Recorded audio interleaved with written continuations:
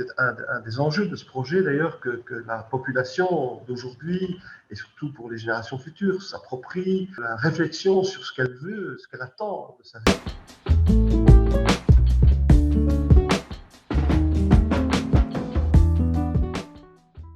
Donc, pour parler de l'action Imaginez votre ville, une des 45 actions sélectionnées par l'inventaire 3 de l'architecture Wallonie-Bruxelles, nous avons réuni Jacques Gobert, bourgmestre de la Louvière. Marie Godard, accompagnatrice des porteurs de projet.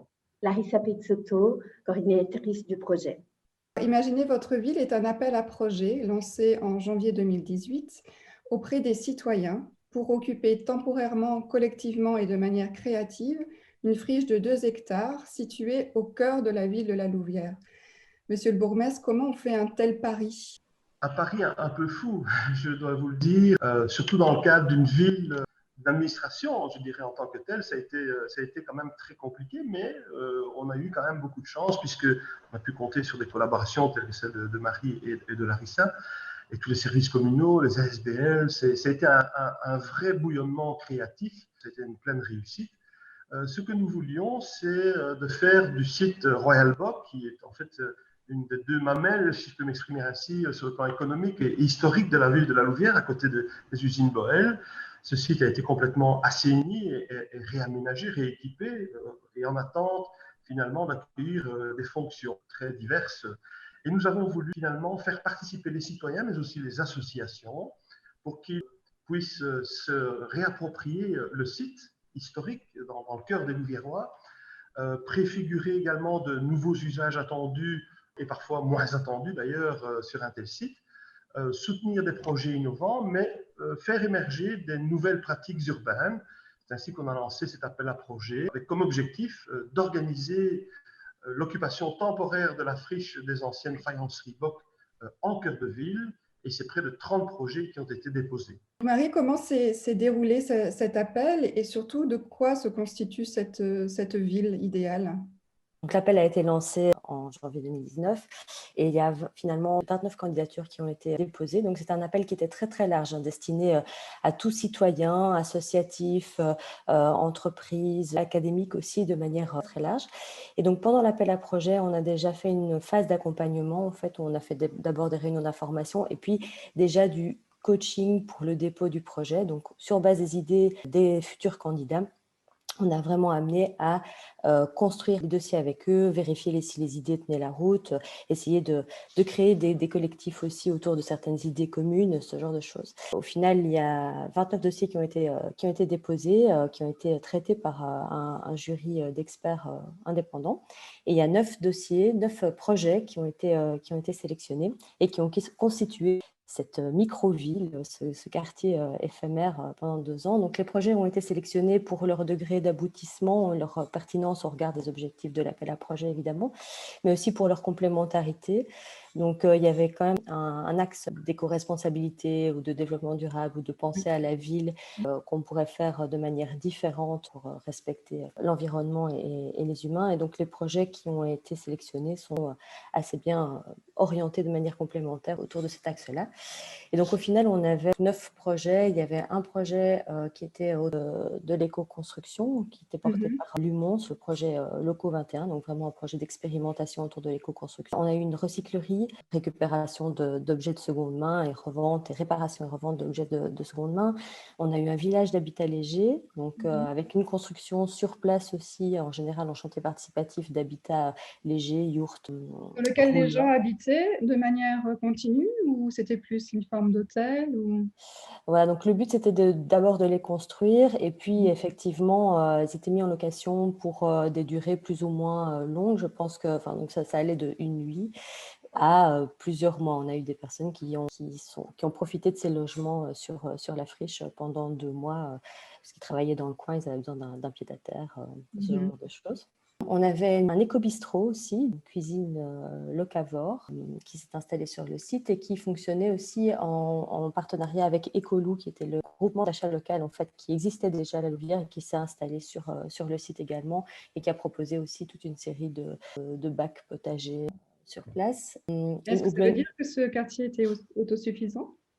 Ah non, pas du tout. C'était vraiment de l'ordre de l'expérimentation. L'autosuffisance, je dirais, au niveau local, Ecolou a déjà un bon réseau de producteurs locaux. Enfin, la région de la Louvière n'a vraiment rien à envier par rapport à ça. Mais sur la friche même, on était loin de, loin de l'autosuffisance. D'accord. Une houblonnière participative aussi, c'est l'ASBL La Bonnetterie qui a proposé ce projet-là. Donc on a eu des plants de houblon qui ont été plantés, un festival de brasseurs amateurs qui a eu lieu, et puis avec le houblon récolté, il y a eu une bière aussi qui a été brassée sur place. D'accord. Un skatepark, donc en mode do-it-yourself, qui malheureusement n'a pas pu aboutir jusqu'au bout. Enfin, n'a pas pu vraiment aboutir, mais il y avait vraiment toute une association louviéroise qui voulait créer son spot de skate en mode do-it-yourself sur le site. C'est le Recyclab, évidemment, qui est un makerspace axé autour du recyclage, essentiellement au départ essentiellement de plastique, mais finalement leurs activités se sont un peu orientées vers le Reaper Café de temps en temps ou du recyclage de manière générale de toutes sortes de matériaux. Et enfin, un projet d'ordre plutôt artistique, mais qui voulait vraiment s'ancrer dans la mémoire du site, qui est le projet Terre, qui a été mené par Anne Morciot, et qui a organisé une fouille en fait de la friche à la recherche de la mémoire, des petits morceaux de faïence, de tout ce qu'on pouvait trouver en fait sur ce site, et qui nous rappelait l'ancrage important de ce site dans le cœur de la Louvière. Oui, parce que donc le but vraiment de cet appel, c'était une appropriation par le citoyen de cet héritage et de ce lieu, et de ensemble créer des futurs possibles. Larissa, comment ça s'est passé toute la phase de construction et de vie en fait de ce quartier? Quels ont été les enseignements que vous avez tirés, et puis quels ont été les liens entre ce quartier éphémère et le reste de la ville? C'est vrai que la Louvière avait déjà une expérience très importante en termes de participation citoyenne. C'est vrai que la participation citoyenne est toujours donner un avis sur quelque chose, un peu co-construire quand même. Il y a quand même toute une série de projets qui ont été lancés par la Louvière qui amènent les citoyens vers la co-construction. Là, c'était vraiment aller un pas plus loin. C'était vraiment mettre la main à la pâte pour pouvoir non seulement avoir des idées sur la ville de demain, mais les construire sur le site. En ce sens, ça a été une vraie expérience, parce que passer de l'avis du citoyen à la construction effective sur un site aussi central que le site de Boc, parce qu'il faut savoir que le site Boc, il est situé vraiment entre l'hôtel de ville et la gare de la Louvière, donc c'est vraiment au cœur de la ville.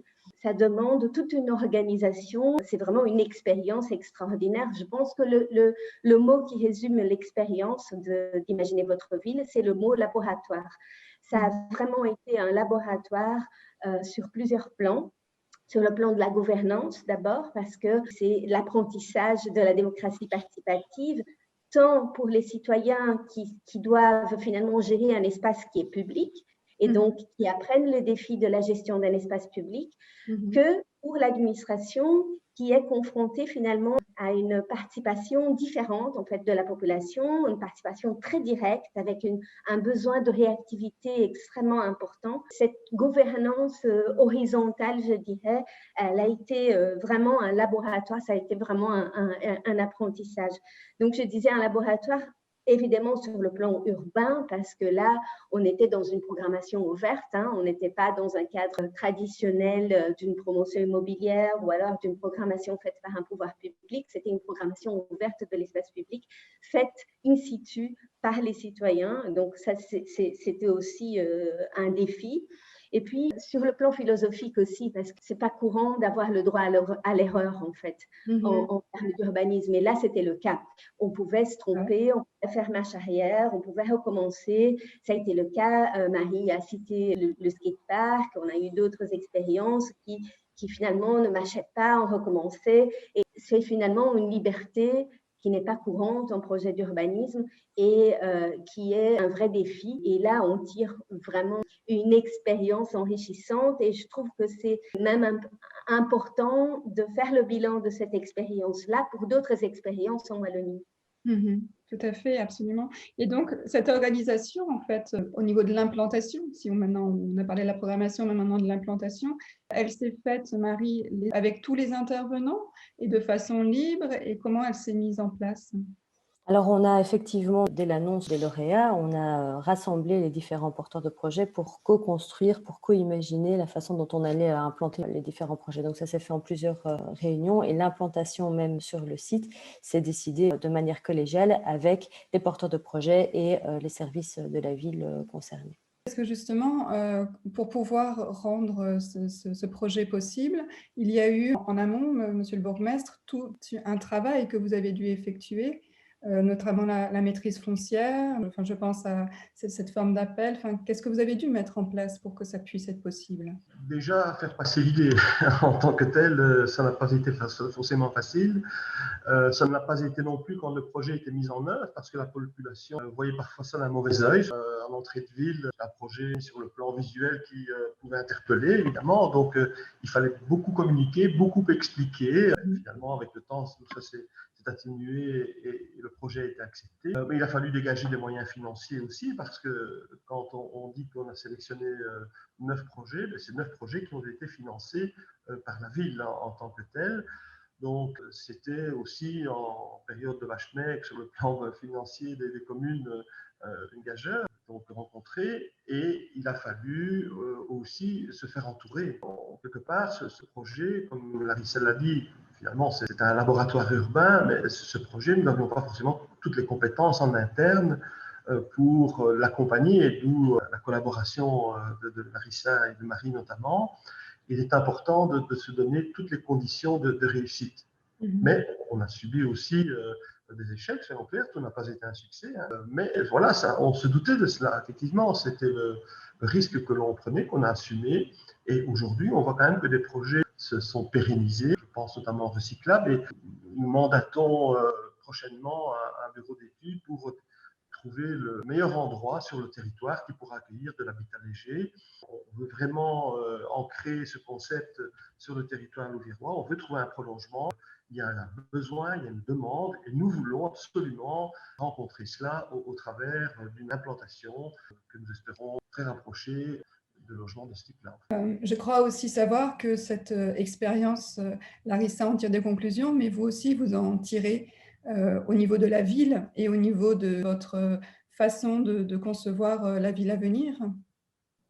Oui, effectivement, parce qu'il y a eu ce bouillonnement, je dirais, créatif, mais ça préfigurait aussi de toute la réflexion qu'on a prolongée au travers de notre projet de ville, puisque la ville est une ville en pleine mutation. Depuis quelques années, elle a quand même beaucoup évolué sur le plan de son aménagement urbain, sur le plan de la sociologie de sa population. Et c'était un des enjeux de ce projet, d'ailleurs, que la population d'aujourd'hui, et surtout pour les générations futures, s'approprie la réflexion sur ce qu'elle veut, ce qu'elle attend de sa ville.